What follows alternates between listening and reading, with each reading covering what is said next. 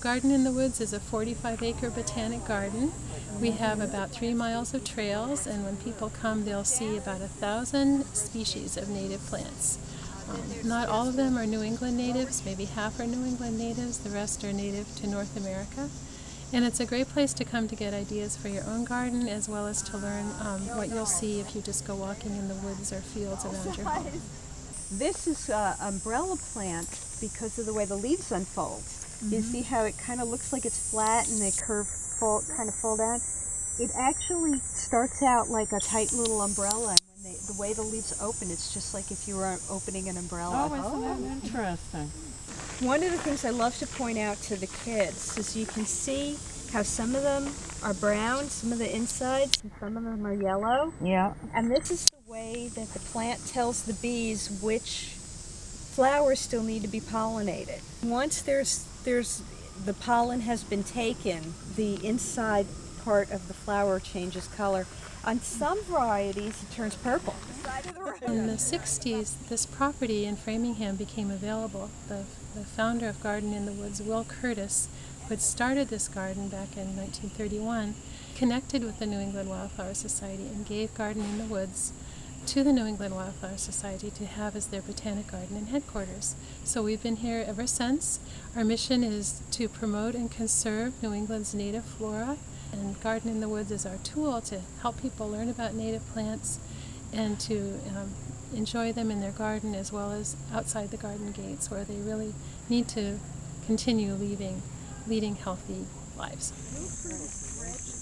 Well, yeah, Will Curtis dredged this with a team of mules back in the 30s. Because we have so many plants crowded in such a small area, there is a lot of maintenance that has to be done. This is a naturalistic garden. It is a style of gardening, and I think it's just the most beautiful, wonderful style of gardening. So soft and delicate. Oh, it goes both ways. Is that interesting? Oh, and it goes this way too. Yeah, it turns, and when they have the fire in it, it spins it around from the heat of the fire. Wow. So this is Hidden Valley. This was a sculpture that was put in by it was designed by Gary Smith, who's a landscape architect, landscape designer, and this is part of an exhibition we had here in 2007 called Art Goes Wild.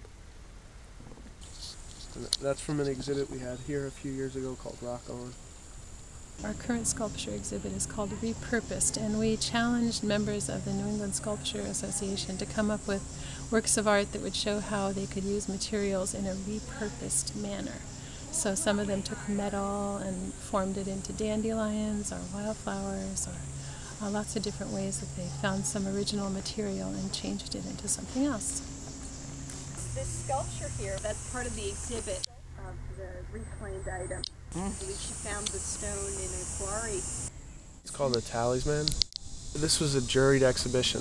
The horticulturists, the gardening staff actually reviewed all of the sculptures before they were put on display, and they cited everything, so they decided where it was going to go in the garden. They had a lot of fun figuring out where to hang this one. They suspended it between 2 trees, so it had this nice forest backdrop. This show runs through the end of August.